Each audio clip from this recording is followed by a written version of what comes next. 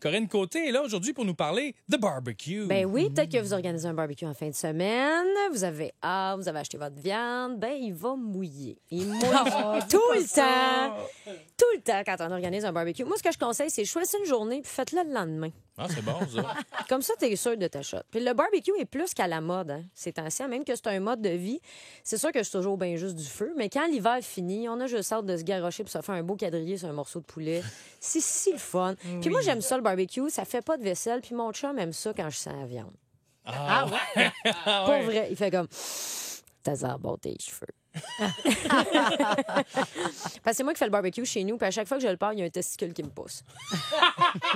Je dis ça parce que le barbecue est souvent associé plus aux gars, tu sais. Les outils de barbecue, c'est comme des ustensiles géants pour des grosses mains, tu sais. Puis là, tu sors ton pinceau de gars, là, tu sais, puis tu te bats du jaune, là, tu sais, en temps sacrant, là, tu sais. Puis les papillotes, tu sais, si vous ne trouvez pas que c'est assez masculin comme mot, appelez ça des papillotes. juste rajouter un petit à la fin, puis sculptez-le en forme de fusil. Ah oui, c'est bon. Ben Après oui. ça, tu mets des légumes, tes petites épices, puis là, tu assaisonnes ça comme un gars. Tu t'en mets jusqu'à temps que quelqu'un dise je pense qu'il y en a un peu trop, puis là, t'en mets un peu plus. Ouais. Puis une recette mâle, c'est le poulet avec une canne de bière dans le derrière. Hein? Puis ça, c'est le fun parce que tu peux prendre une canne de Coors Light, quand la montagne est rouge, ton poulet est prêt. C'est un bon truc. Ouais, Les gens je investissent. Non, c'est nouveau. Merci. J'ai trouvé ça moi-même. Je suis scientifique. Les gens investissent cher dans les barbecues. Il y en a même un qui se vend, je ne sais pas si vous savez, mais 75 000 pour un barbecue. Puis c'est fou ce qu'il fait, là, parce que, écoute, tu mets ta viande dessus, puis, écoute, il a cuit. Voyons. Il y a comme pas de mots, hein, pour C'est exprimer incroyable. ma surprise de tout ça. Il doit avoir une cuisson infrarouge ou quelque chose, là, je peux pas croire. En fait, c'est qu'il fonctionne à l'huile de tigre. Je pense que tu as un chef caché en dessous. Je pense juste que la oui. bonbonne. Il Le chef sort de là Apollo puis il Creed. fait ta bouffe pour la semaine. Non, en fait, c'est qu'il fonctionne à l'huile de tigre. C'est ça le secret. OK, tu te commandes un tigre sur tigre.com ou Kijiji section miscellaneous.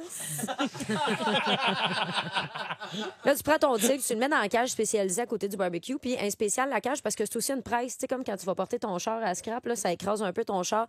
Bon, ben c'est ça qui arrive. Fait que là, tranquillement, pas vite, ton tigre, il se fait squeezer. Puis le seul problème, c'est qu'il faut que tu le nourrisses, puis il mange 12 steaks par jour, médium bien. Fait que ça l'use, tu sais, c'est un cercle vicieux, cette affaire-là. Moi, je conseille toujours d'avoir un tigre de spare dans le cabanon au cas où.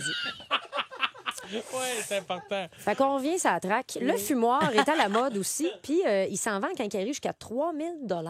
Un fumoir, quand même. Tu sais, pour quelque chose que tu peux faire avec un paquet de smoke dans un char fermé. Puis ils vendent des barbecues par capacité de burger qui entrent dessus. Je sais pas si vous avez vu ça. Ouais, il y a Moi, de... c'était par BTU, il me semble, non? T'as aussi la quantité de burgers. Fait que t'as 0 à 31 hamburgers, 32 à 43 et plus de 44. Si t'as besoin de faire plus de 44 hamburgers, je t'annonce officiellement que t'es un restaurant.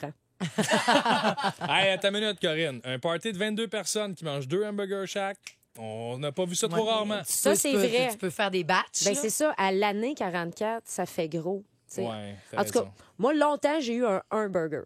Ah ouais? C'est un support plié en deux. Tu mets ça sur ton rond de poêle. C'était aussi mon grille-pain, ma chaufferette, mon lit de bronzage puis mon stérilet.